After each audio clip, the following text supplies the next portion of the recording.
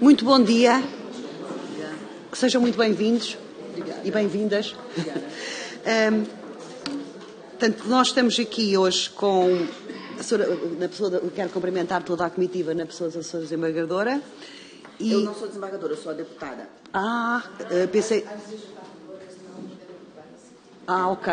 ok. Não, sem problema. Então é a Sra. Deputada Estadual, Alessandra. Muito bem.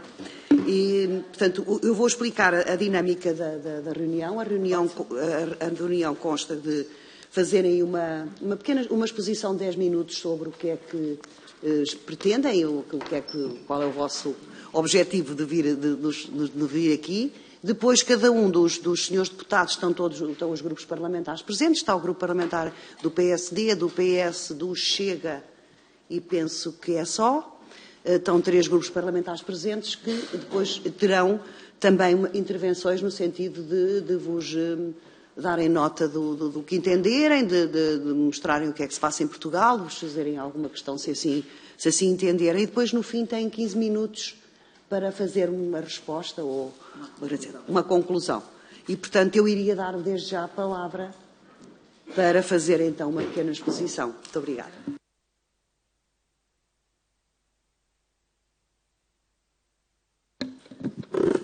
Bom dia a todas e a todos. Meu nome é Alessandra Campelo, eu sou deputada estadual do Amazonas, do Parlamento Estadual do Estado do Amazonas, e somos lá 24 deputados estaduais. Dos 24, somos 5 mulheres atualmente. Eu estou no meu 3º mandato. No primeiro mandato, eu era a única mulher entre os 24. Era uma mulher e 23 homens. Agora nós somos 5 mulheres e 19 homens. Foi um aumento considerável. A participação das mulheres na política no Brasil é uma das menos representativas do mundo. Nós, em média, somos 15% no Brasil, o que já foi um aumento, porque até a legislatura passada a nossa média era de 11% do Parlamento brasileiro. Nos cargos do Executivo, então, como prefeituras, governos, nós somos... É insignificante a participação das mulheres. Bem, na Assembleia Legislativa nós temos um órgão que é a Procuradoria Especial da Mulher, que trabalha tanto discutindo políticas públicas de garantias de direitos às mulheres, garantia de igualdade, combate à violência e todos os tipos de garantias para que as mulheres tenham acesso aos seus direitos humanos, direitos básicos, e eu sou a Procuradora Especial da Mulher da Assembleia Legislativa do Amazonas. Eu estou aqui hoje com a comitiva, e já passarei a palavra a elas, com o Poder Judiciário. A doutora Eline, ela vai se apresentar, mas é uma das coordenadoras das varas Maria da Penha. Maria da Penha é o nome da nossa lei, que é conhecida mundialmente, e é o nome que a gente dá às áreas do tribunal que atuam nesses casos juridicamente. Então, ela faz parte das varas Maria da Penha e ela coordena também lá no Judiciário do Amazonas o Serviço de Acolhimento e Apoio a Vítimas, dentro do Poder Judiciário.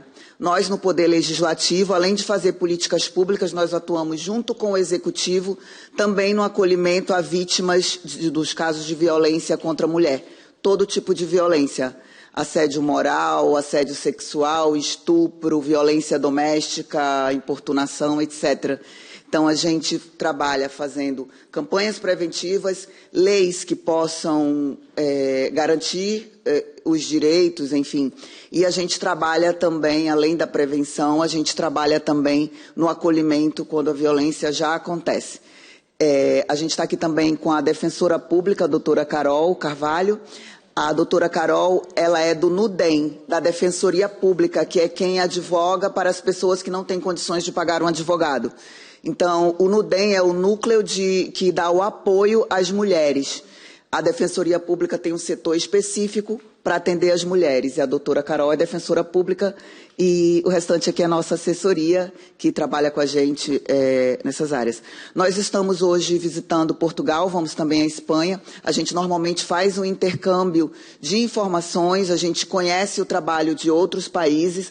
Hoje a gente está aqui em Portugal para conhecer a APAV, que é a Associação de Apoio às Vítimas. A gente vai visitar também os serviços de acolhimento, abrigos sigilosos, vamos conhecer como a polícia trabalha no serviço online. Então, a gente vai conhecer todo o sistema de proteção às mulheres vítimas de violência em Portugal e na Espanha, para realizar um intercâmbio de informações. E hoje nós estamos no Parlamento e o que nós queremos aqui também estabelecer um intercâmbio de informações para que a gente aproveite o que de melhor vocês têm em termos de legislação e fiscalização das garantias de direitos das mulheres e também passar a vocês, a partir desse contato, o nosso trabalho e, muitas vezes, leis que nós temos lá e que podem também servir às mulheres, à sociedade portuguesa. Então, o objetivo é que a gente possa ampliar essa rede de apoio às mulheres internacionalmente para que a gente saia da realidade que é hoje. No Brasil, a cada 8 minutos uma mulher é estuprada, a cada 6 horas uma mulher é vítima de feminicídio, que é aquele homicídio que é causado pelo seu companheiro ou ex-companheiro normalmente. Enfim, acho que é isso. Queria passar a palavra para a doutora Eline, antes que acabe o tempo. Muito obrigada, por favor. Bom dia a todos e a todas. Inicialmente, eu gostaria de expressar minha satisfação em poder estar aqui, agradecer o acolhimento de todos. Eu sei que todos dispuseram de um tempinho para nos ouvir, isso para nós tem uma significação muito grande, muito importante. Meu nome é Eline Paixão, vou me apresentar inicialmente. Sou juíza estadual, eu sou juíza há 17 anos. Eu já trabalhei em algumas comarcas no interior do estado, na fronteira do Brasil com a Colômbia e com o Peru. Já trabalhei, fiquei 7 anos nessa fronteira, trabalhei em outro município chamado Parintins, e hoje sou titular da capital do Amazonas, Manaus. Sou titular da 4ª Vara de Violência Doméstica e Familiar contra a Mulher. Na capital, em Manaus, são 6 varas de violência doméstica, começou com uma. A demanda foi tão grande, tamanha a procura, que houve a necessidade de crescer, e hoje nós somos 6 varas. São 6 mulheres e 1 juiz do sexo masculino, mas a maioria são juízas do sexo feminino. A vara de violência doméstica é uma das varas que mais recebe processos no estado do Amazonas. Recebemos milhares de processos por ano, cada vara recebe milhares de processos por ano. A demanda é enorme. Mas, além de titular da 4ª Vara de Violência Doméstica, eu atuo desde o ano de 2011 com crimes contra a vida, crimes de homicídio. Desde 2011 e já fiz mais de 500 júris, muitos deles feminicídio também. E, além da vara de crimes contra a vida, e por essa razão principal eu estou aqui, eu fui nomeada para ser coordenadora de um setor no Tribunal de Justiça, chamado Centro Especializado de Atenção a Vítimas de Crimes e Atos Infracionais. Quando eu falo vítimas tanto do sexo feminino quanto do sexo masculino. O Conselho Nacional de Justiça sensibilizou-se com essa situação das vítimas, porque no Brasil não há uma cultura de proteção a vítimas. As vítimas no Brasil, elas são invisibilizadas sempre. Então, o Conselho Nacional de Justiça, sensibilizado com isso, determinou a todos os tribunais de justiça que voltem a sua atenção para vítimas. E nós precisamos, no Brasil, fortalecer essas vítimas. Nós não temos conhecimento de como fazê-lo, é muito novo.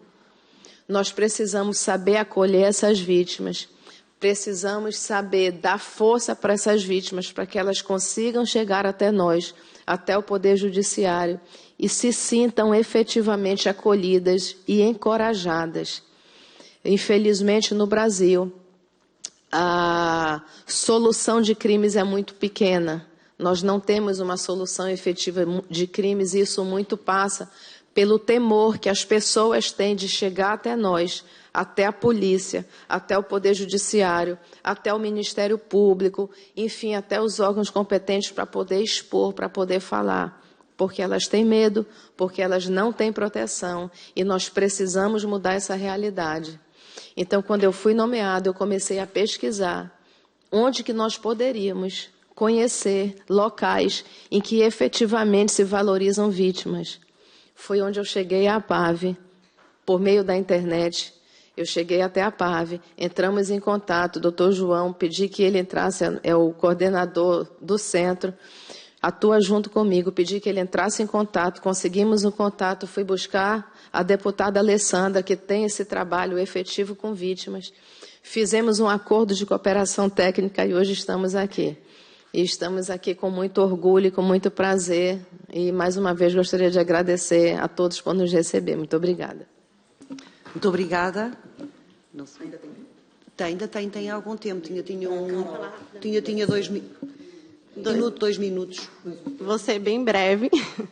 Bom dia a todos e todas. Eu sou a Carol Carvalho Norões, sou defensora pública e atualmente estou como coordenadora do Núcleo de Proteção e Defesa das Mulheres da Defensoria Pública do Estado do Amazonas. E agradeço toda a acolhida. Estamos aqui para conhecer projetos que a gente possa levar, para o Brasil. Nós atuamos, enquanto defensoria, como a própria deputada falou, como se fosse um advogado para quem está em situação de vulnerabilidade, para quem não tem condições de pagar um advogado. E atuamos em todas as frentes por essas mulheres vulneráveis. Então, a gente entra com uma ação de alimentos, toda a parte civil, a parte criminal e também a parte emocional. Nós temos um núcleo de psicólogos, assistentes sociais. Atuamos junto com a Procuradoria da Mulher, então nossa Defensoria Pública ela está instalada na Procuradoria da Mulher e agradeço mais uma vez, estamos aqui para levar projetos que possam contribuir com essas mulheres vulneráveis. Muito obrigada. Eu passaria agora a palavra aos deputados do Parlamento Português e dos parlamentares presentes e então daria a palavra à deputada Emília Cerqueira, do Partido Social Democrata. Obrigada, Sra. Presidente. Antes de mais, é um gosto receber-vos. Cumprimento a Sra. Deputada Estadual Alexandra Campelo e, na sua pessoa, toda a delegação. Para nós é um gosto. E sendo que, em Portugal, a violência doméstica é uma das grandes preocupações e tem sido objeto de grande evolução, quer legislativa, quer naquela que é a abordagem da criminalidade, deste fenómeno complexo que é a violência doméstica. Sendo que continua a ser o crime mais cometido em Portugal, o mais reportado, segundo os dados, para terem ideia, no ano de 23, morreram 30 mulheres, 30 pessoas, aliás, em contexto de violência doméstica, sendo que 22 foram assassinadas e 8 foram suicídios. Para Portugal, que é um país conhecido por não ter uns números elevadíssimos, como é o caso do Brasil, de criminalidade, são números altamente preocupantes, estes dados de violência doméstica e de mortes e de femicídio, essencialmente, trata-se de mulheres vítimas, mas também tivemos crianças. E acaba por ser daqueles problemas que tanto nos têm preocupados, que houve aqui uma alteração muito grande nos últimos 20 anos na abordagem da problemática da violência doméstica. Aquele que foi claramente o passo essencial deste combate foi o momento em que se transformou num crime público. Em Portugal, o crime de violência doméstica não depende de queixa, nem de reporte da vítima. É um crime público que basta ir ao conhecimento das autoridades por qualquer meio para que haja a abertura de um processo de investigação criminal. E isto mudou completamente o paradigma do combate à violência doméstica. Passámos de um paradigma de entre marido e mulher, ninguém mete a colher, é uma expressão muito portuguesa, para um paradigma diferente que todos devem mesmo ter quando conhecem uma situação de violência doméstica. E pode ser o vizinho, pode ser o médico, pode ser o professor que sabe através da escola, ouvindo os seus alunos, quem quer que seja, que pode fazer este reporte. E desde que haja conhecimento de uma situação de violência doméstica, automaticamente dá-se início a uma investigação e a um processo de crime. Também nos debatemos com alguns problemas numa fase inicial, que era a própria sensibilidade das autoridades, e nomeadamente das forças policiais, para o atendimento e compreensão deste fenómeno de vitimização, até muitas vezes do medo que a vítima tinha de recorrer à justiça, precisamente com medo daquelas que são as represálias que levavam a uma revitimização neste ciclo de violência que se ia gerando. E a partir daí passou a haver uma abordagem bastante diferente e houve a criação de algo que parece muitíssimo importante, que é o SGAV, que é os Gabinetes de Atendimento à Vítima, que neste momento temos 10 e vão estender-se a todos os departamentos de investigação e ação penal do país. É o que não está na nossa lei, estando calendarizados os prazos em que isso vai acontecer para todo o país. Que tem a ver com o atendimento às vítimas de violência doméstica e de género. Também. Houve aqui uma necessidade, até porque muitas vezes os fenómenos interligam-se, de haver uma abordagem conjunta para estes dois fenómenos. Temos depois uma outra situação que me parece aqui fundamental, dar-vos nota, porque estamos a falar daquela que é a evolução portanto, do combate à violência doméstica, que tem a ver com a abordagem da própria vítima. Durante muitos anos, a primeira solução que se pensou foi retirar a vítima do meio do seu agressor.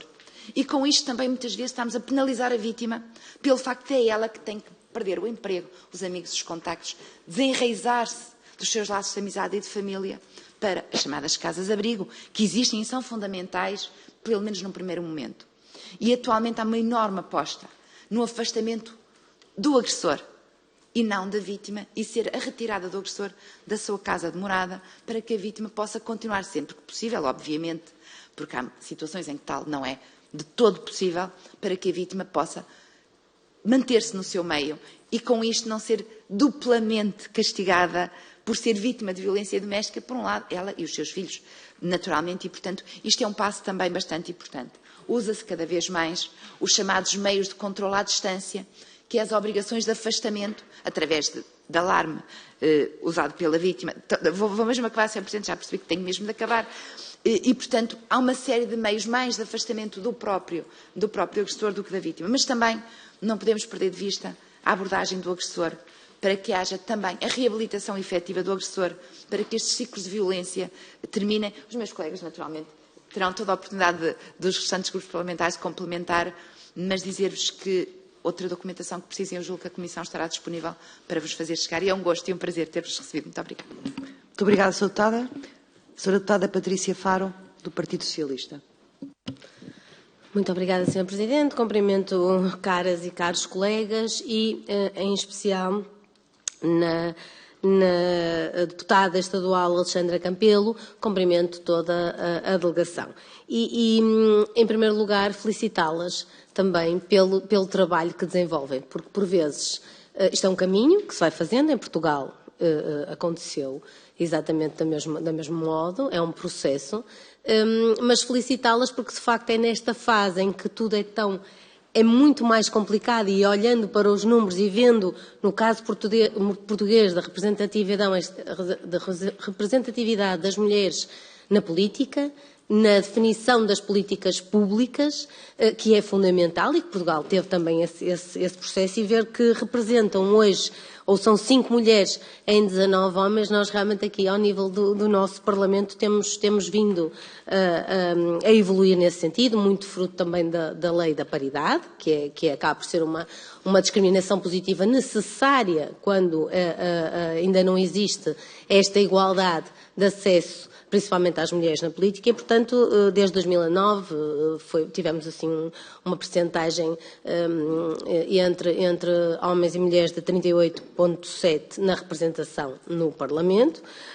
Em 2024, neste momento foram eleitas 76 mulheres, que representam 33,6%, mas ainda assim longe daquele que é o nosso objetivo, ainda que está fixado dos 40% e o ideal dos 50%. Portanto, felicitá-las numa primeira fase, porque também não temos muito tempo, porque, de facto, quando existem estes constrangimentos é manifestamente mais difícil, e é esta vossa força e empenho nesta cooperação e envolvimento conjunto é que vamos, de facto, fazer a diferença. Portanto, pela nossa parte, e porque aqui a minha colega já deu algumas notas relativamente à nossa realidade, eu farei outro tipo de contributo, porque acho que é importante para vocês fazerem essa recolha, sem prejuízo de no futuro já terem os nossos contactos, e, portanto, fazemos chegar documentação e informação que considere necessária. E, de facto, no caso de Portugal, essa situação e a situação da violência, a violência doméstica continua, obviamente, a ser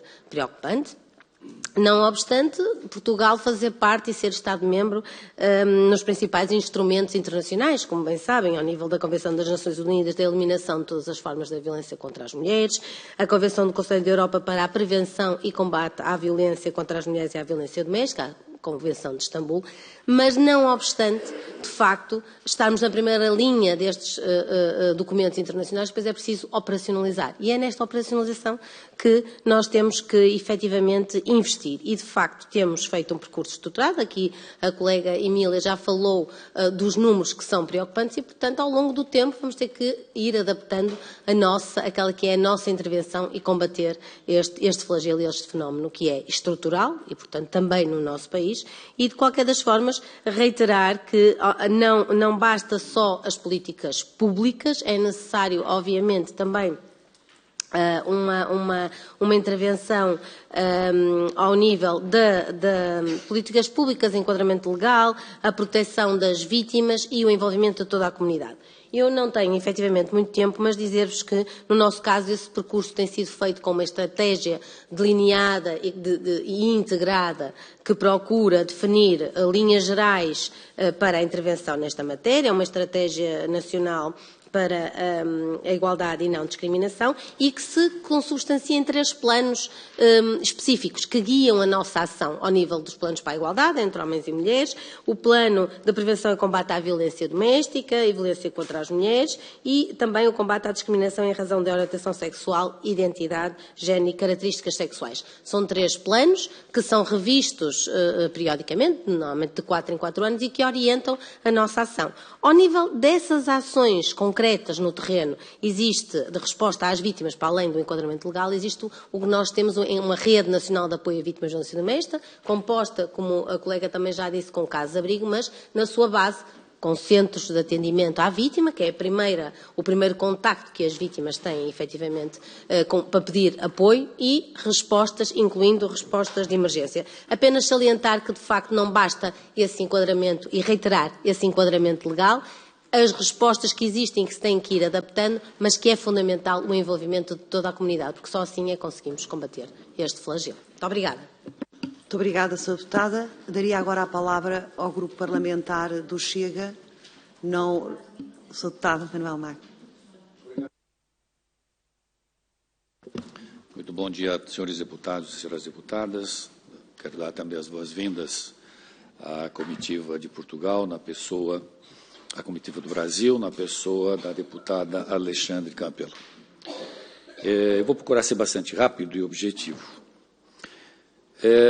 Nós, aqui em Portugal, também estamos vivendo esta crise de crimes,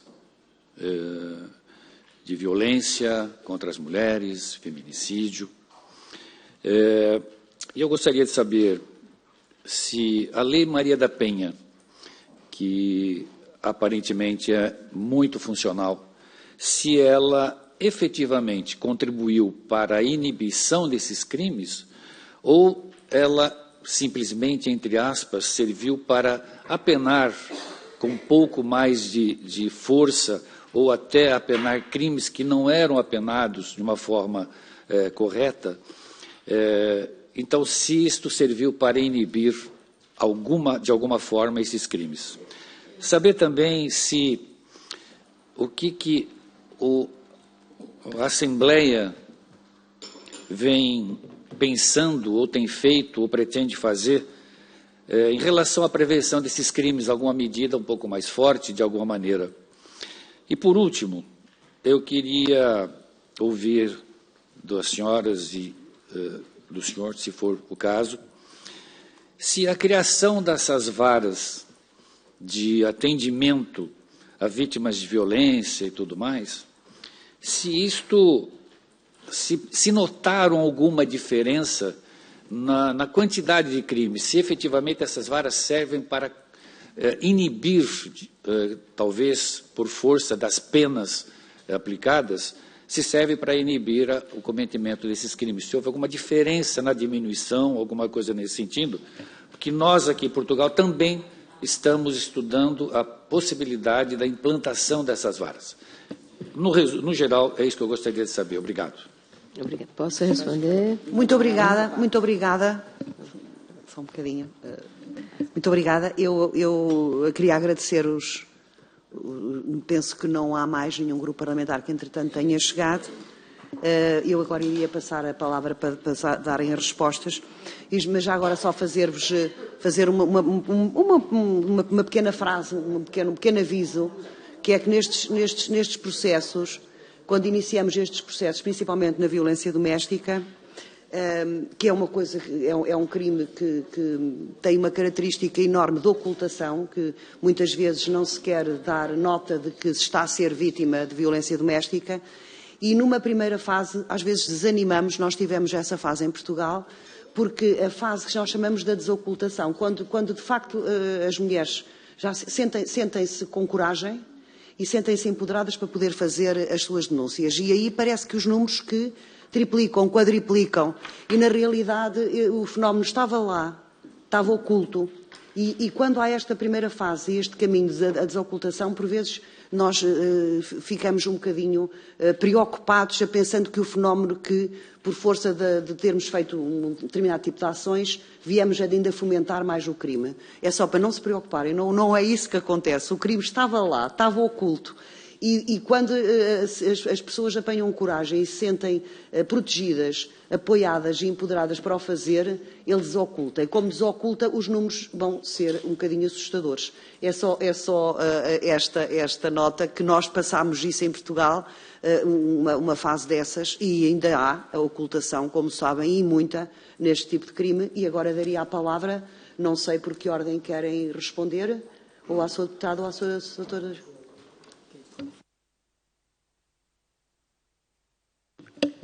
Bem, eu posso... Quanto tempo eu tenho para falar? Porque muitas questões... Ah, tá.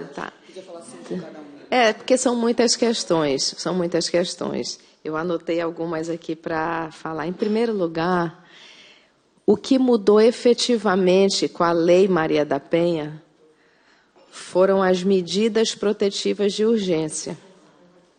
Não sei se aqui vocês trabalham com algo parecido. As medidas protetivas de urgência, elas são a porta de entrada para a libertação da mulher, para aquela quebra de ciclo de violência. Porque a mulher, quando chega na delegacia de polícia, ela não foi, via de regra, a primeira vez que ela sofreu a violência. Ela já vem sofrendo uma violência contínua, mas tem o momento do chega, não aguento mais, eu quero me libertar. Então, ela procura a delegacia de polícia faz o requerimento para o Poder Judiciário defere as medidas protetivas de urgência. A partir daí, esse agressor é afastado do lar, quando a mulher pede normalmente, e com o afastamento do lar, ela pede alimentos, ela pede uma série de direitos, ele fica proibido de manter com ela contato por qualquer meio. Isso é efetivo, porque se ele descumprir essas medidas protetivas, há um crime autônomo no Brasil chamado crime de descumprimento de medida protetiva e ele pode ser preso, inclusive. Portanto, isso é muito efetivo. É importante dizer ao senhor que as penas não aumentaram por conta da Lei Maria da Penha. As penas são as penas que constam do nosso Código Penal. A Lei Maria da Penha não atribui crimes, só tem esse crime de descumprimento de medida protetiva, mas os crimes estão no Código Penal. E os crimes normalmente são crimes com penas leves, que não mandam, cuja condenação os presos condenados não vão para a cadeia quando são condenados. São penas pequenas. Mas, para a Lei Maria da Penha, é proibida a pena de pagamento de cesta básica. Não se troca a condenação por cesta básica, porque isso não dignifica a mulher. Não aceitamos o pagamento de cesta básica para crimes, tá? Não aceitamos. Mas, vejam, apesar da Lei Maria da Penha, não é possível dizer que houve uma diminuição de crimes. A Lei Maria da Penha não foi capaz de diminuir o crime de violência contra a mulher. O que eu penso que precisa, o que eu penso que é efetivo, não é aumentar a pena, é trabalhar com o agressor. É o agressor que precisa entender que está errado. Precisamos trabalhar, estamos fazendo isso, começando no Brasil, com grupos reflexivos com os agressores, para que eles entendam o que eles estão fazendo. Isso é efetivo, isso é muito mais efetivo do que colocar na cadeia, deixar 3 meses, 4 meses, 6 meses na cadeia, ele volta do mesmo jeito. É preciso trabalhar o homem, trabalhar o agressor para que ele entenda que é errado. Além disso, o que nós precisamos melhorar no Brasil é exatamente a assistência a essa vítima, porque a vítima, muitas vezes, ela não quer prosseguir com a ação penal, porque ela depende financeiramente do marido. Ela não tem como sustentar os filhos, ela não tem como sustentar a família. Então, ela prefere sofrer violência, ela prefere apanhar, mas ter o que comer dentro de casa. Então, são 2 vertentes. Precisamos trabalhar o agressor e apoiar essa vítima para que ela consiga, com as próprias pernas, caminhar sem precisar desse homem do lado dela. Doutora, por gentileza. Muito obrigada. Eu vou só queria abrir uma exceção que espero ter o perdão de todo o conjunto da Comissão, que há um outro nosso deputado que também é de origem brasileira e gostaria só de dar um cumprimento aos conterrâneos, às conterrâneas que têm aqui, e que eu lhe dou 1 minuto para esse efeito. Sr. Deputado Flávio. Muito obrigado, senhora Presidente. Bom dia, senhoras deputadas, deputados desta comissão. Cumprimento a deputada Alessandra Campelo e a toda essa ilustre comitiva que nos visita. Eu gostaria apenas de dar aqui uma palavra no sentido de que o que discutimos aqui também muito é subrepresentatividade. Ou seja, todos os efeitos, todas as ações que possam ser feitas pelo Estado português, pelos Estados europeus ou pelo Estado brasileiro, elas seriam em um número muito menor se a sociedade e os Estados soubessem que estamos no momento de reconhecer a paridade não apenas no campo da política ou no campo da cidadania, mas também no campo econômico, para que homens e mulheres possam receber, quando realizam as mesmas funções, os mesmos salários. Porque é isso que vai dar autonomia para essas mulheres que podem e que sofrem violência doméstica, terem a liberdade de pôr um fim nisto. Porque, como a senhora juíza, inclusive, mencionou, muitas vezes elas são aprisionadas nesse círculo de opressão. Então, apenas deixar esse registro que o caminho é o que está sendo buscado aqui na Europa, é o da paridade em todos os aspectos, porque sem isso nós não avançamos como civilização. Muito obrigado. Obrigado, senhora Presidente. Muito obrigada, Sr. Deputado. Eu passaria agora a palavra para encerrar a Sra. Deputada Alexandra. Obrigada. Bem, primeiro, mais uma vez cumprimentar a todos, agradecer à presidente, deputada Paula Cardoso. Bem, ao deputado Manuel Magno, que também se pronunciou e acho que a gente tem muitas informações importantes a trocar. Deputada Emília Cerqueira, deputada Patrícia Faro e o nosso conterrâneo deputado Flávio Martins. E vou começar pelo que o deputado Flávio Martins falou sobre essa questão da paridade. A lei no Brasil, ela garante 30% de candidaturas de mulheres, mas ela não garante 30% das cadeiras no parlamento. Então, a realidade é que eles nos usam para ser candidatas, mas não nos dão o apoio necessário para chegarmos lá. Quando um homem sai a uma campanha eleitoral, normalmente ele tem por trás ou ao lado, às vezes por trás escondida, mas ao lado dele, uma mulher que cuida de uma estrutura familiar, de todo o cuidado. A mulher cuida de quem nasce, de quem adoece e de quem envelhece. Essa é a realidade. E uma mulher, quando vem para o parlamento, ela não tem uma estrutura de cuidado para garantir que ela possa agir aqui da forma mais plena. Então, a paridade começa em casa, onde a gente não tem culturalmente, na maioria dos países do mundo, essa divisão de tarefas. Se a gente tivesse no Brasil, se a atividade de cuidados no Brasil fosse remunerada, nós aumentaríamos em cerca de 13% o produto interno bruto, o nosso PIB. É um trabalho gratuito que nós mulheres historicamente fazemos. Isso já nos atrapalha de entrar na política. E os partidos políticos comandados por homens, a maioria de homens, que querem uma reserva de mercado para eles, que não aceitam o nosso espaço, a maioria, não todos, porque tem pessoas que compartilham de que a paridade é a forma mais democrática da gente ter representatividade. Então, o deputado Flávio falou de algo importantíssimo e é uma das lutas do movimento feminista do Brasil. Mas, infelizmente, nós estamos muito longe, porque 15% de representatividade no geral no parlamento nunca vai representar 52% da população, porque no Brasil a maioria da população é formada por mulheres. Entre as famílias pobres no Brasil, entre as famílias que vivem em situação de extrema pobreza, as mais pobres são as famílias uniparentais dirigidas por mulheres. Mulheres pobres que têm filhos de homens pobres, que muitos deles não têm trabalho formal e elas sequer podem cobrar uma pensão alimentícia para ajudar a alimentar os filhos. Então, elas criam esses filhos sozinhas. Então, entre os pobres, as mais pobres são as mulheres, que ainda carregam a responsabilidade dos cuidados, mesmo sem ter condições financeiras. Quando uma mulher tem um filho, quem para de estudar e trabalhar para se dedicar àquele filho é a mulher, né, que muitas vezes não consegue retomar o mercado de trabalho. A falta de creches públicas para atender aos filhos dessas mulheres faz com que elas não possam sair de casa para trabalhar.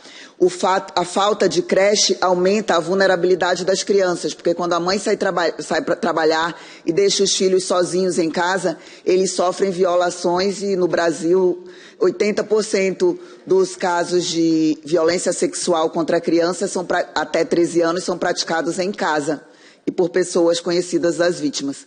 Então, a falta de um equipamento público para atender as crianças, ele atrapalha o desenvolvimento não só das crianças, mas das mulheres e da sociedade.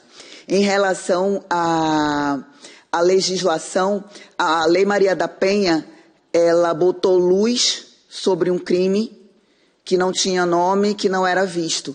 Eu venho de um lar muito violento, a minha mãe sofreu muitas tentativas de feminicídio e eu vi a minha mãe sofrer violência por até pelo menos 13, 14 anos de idade, eu vi a minha mãe sofrer violência doméstica cotidianamente. Eu gostaria que existisse a Lei Maria da Penha quando eu era criança. Eu gostaria que existissem deputadas e deputados que falassem sobre isso. Eu gostaria que existisse medida protetiva. Então, hoje a gente tenta fazer o que faltou no passado, né? Hoje eu tento ser a deputada que eu gostaria que tivesse existido na vida da minha família quando eu fui criança, e não existiu. A Lei Maria da Penha, ela foi trazendo outras leis. Eu acho que a medida protetiva é a principal, mas ela precisa de efetividade. Por exemplo, lá no Amazonas, nós, Poder Legislativo, Defensoria Pública, Judiciário, as forças de segurança, a gente tem conversado para que a medida protetiva seja acompanhada da tornozeleira eletrônica. Não é, hoje. Apenas 3 estados do Brasil. E eu sei que a efetividade da medida protetiva tem que vir de um monitoramento. Porque se você digitar no Google ou qualquer site de busca, assassinada, foi morta pelo marido e tinha medida protetiva, você vai ver a quantidade de mulheres que foram assassinadas por seus ex-companheiros, mesmo tendo medida protetiva. Eles não respeitam o papel. A tornozeleira eletrônica, ela é pedagógica, porque ela mostra ali para todo mundo que aquela pessoa é uma criminosa. E quem não quiser usar a tornozeleira eletrônica é só não cometer crime. Ela mostra que aquele homem é um criminoso e ela dá efetivamente à polícia a chance de controlar a aproximação dele da vítima, porque tem os perímetros onde ele não pode agir. Então é fundamental, mas a medida protetiva já foi um grande avanço. A gente tem hoje a lei da importunação sexual, que não existia, não era crime contra a mulher, um homem mostrar seus órgãos genitais em público, ou apalpar uma mulher, pegar numa mulher, isso era apenas um crime de ato libidinoso contra a sociedade, mas não era um crime contra a mulher em si. E hoje é um crime contra a mulher, a importunação sexual tem penalidade. O crime de stalker, de perseguição, hoje também é crime, é lei no Brasil. Violência psicológica é crime, violência econômica é crime. Então, a partir da Lei Maria da Penha, a gente começa a ter uma mudança no arcabouço de leis, no marco legal. A gente tem marcos legais onde se basear, mas a gente precisa de efetividade e a gente precisa de mudança. E a mudança ela é cultural. A gente precisa mudar as gerações que estão vindo. A gente precisa que o garoto na escola entenda que a mulher não é um objeto. A gente precisa que as meninas se sintam seres humanos empoderados, que elas se sintam em poder de igualdade. Mas se a sociedade, o poder público, não der a essa mulher as ferramentas para ela se sentir igual, ela nunca se sentirá. Então, a gente precisa da prevenção, da mudança de pensamento, mas a gente precisa, sim, garantir a penalização desses homens, a criminalização das atitudes. E, enfim, ainda tem 3 minutos, né? 10. Enfim, mas eu acho que algo que eu acho que a gente sai daqui e que eu acho que a gente pode fazer, e a nossa assessoria, junto com a assessoria de vocês, pode trabalhar, é a gente estudar as leis que vocês têm aqui. Por exemplo, vocês já têm a tornozeleira eletrônica como lei, acompanhada da medida protetiva. No Brasil não é lei. E a gente está mudando porque a lei, embora a lei não determine, o juiz pode determinar. Então, mas se for lei, sempre será determinado. Então, a gente acha que sempre há algo a acrescentar. Por exemplo, a violência obstétrica, a violência contra a mulher grávida e contra o nascituro, não é lei no Brasil, mas no estado do Amazonas é lei, uma lei de minha autoria, porque a Constituição permitiu que eu legislasse sobre isso no meu estado. Então, eu acho que a gente tem leis que a gente pode trocar informações e criar uma grande rede mundial de intercâmbio para que a gente salve as mulheres. Nós somos seres humanos, nós queremos apenas ter o direito de viver plenamente, né? É para isso que a gente luta tanto. E, enfim, espero que a partir de agora a gente possa ter uma relação. Vamos fazer contato também com os gabinetes dos deputados. Quero convidá-los a conhecer o Brasil. A gente sempre tem lá também reuniões internacionais. A gente trabalha com a Unicef, com a ONU Mulheres, né? A gente trabalha com os escritórios da ONU, com outros órgãos, outros parlamentos. Nós fazemos parte do Parlasul, que é o parlamento de todos os países da América do Sul, assim como da Associação dos Parlamentos e Parlamentares de todas as Américas. Então, eu acho que esse intercâmbio de informação pode criar realmente leis, né, e padrões que a gente possa mudar na sociedade toda essa triste realidade que a gente vive. E, mais uma vez, é uma satisfação muito grande poder estar aqui com vocês. E ver um parlamento com tantas mulheres é muito animador. Eu não sei qual é aqui exatamente o quantitativo, a proporção, mas estou muito... Aqui são 33. 76? 36. 76% de mulheres? Ah, tá, em 230. 33%, sim, mas já é muito bom para a gente. É fora da nossa realidade. Muito obrigada. Muito obrigada.